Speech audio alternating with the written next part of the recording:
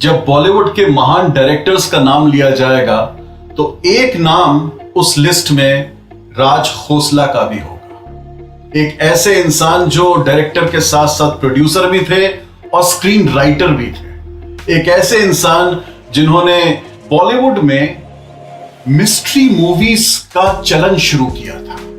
Mystery या crime thrillers Raj Khosla की पहचान थी।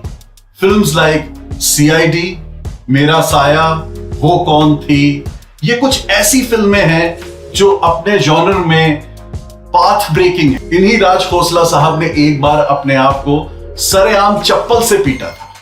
क्यों, ये मैं आपको आज इस वीडियो में बताऊंगा।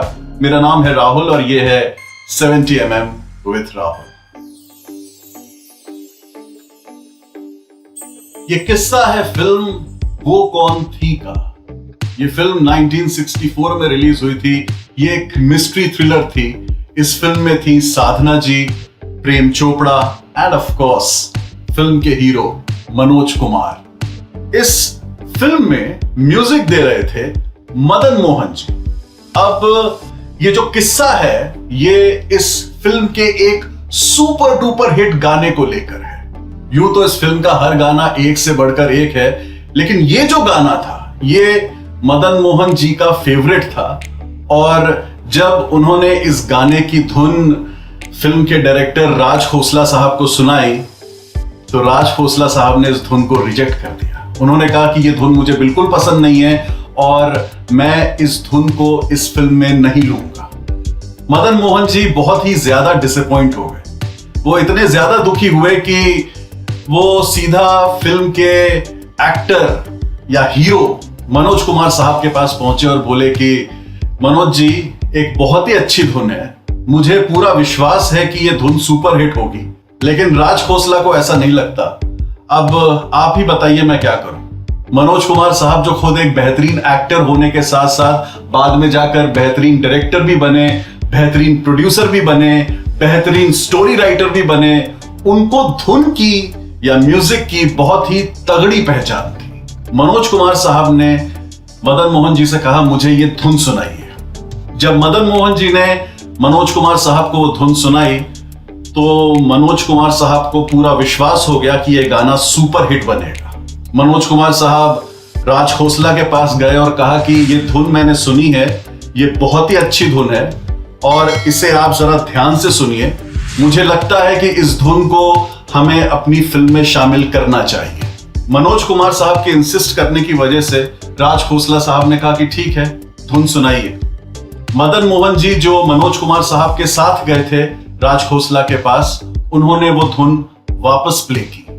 इस बार उस धुन को सुनने के बाद राज खोसला कुछ नहीं बोले।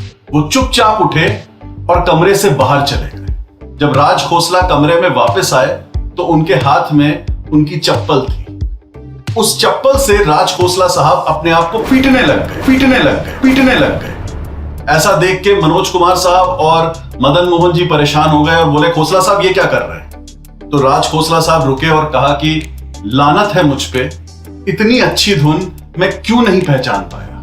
वो धुन उस गाने की थी जिसे राजा मेहंदी अली खान साहब ने लिखा था। लग जा गले के फिर ये हसी रात हो न हो, शायद फिर इस जन्म में मुलाकात हो न हो।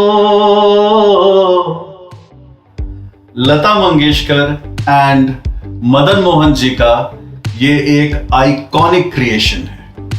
यहां मैं आपको ये बता दूं कि राज खोसला साहब संगीत के मामले में कोई कच्चे इंसान नहीं थे। वो बाकायदा एक ट्रेन्ड सिंगर थे। इसके अलावा वो ऑल इंडिया रेडियो में बतौर सिंगर काम कर चुके थे। तो म्यूजिक की समझ होते हुए भी राज खोसला साहब ने जब लग जा गले जैसे गाने की धुन को जब नहीं पहचाना तो उन्हें अपने ऊपर इतना गुस्सा आया कि उन्होंने अपने आप को चप्पल से पीट लिया। राज खोसला साहब को लेडीज डायरेक्टर भी कहा जाता था और उसका रीजन यह है कि इन्होंने कई लीडिंग हीरोइंस को लॉन्च किया या उनके करियर को संवारा। फॉर एग्जाम्पल सीआईडी फिल्म में इन्होंने वहीदा रहमान जी को लॉन्च किया।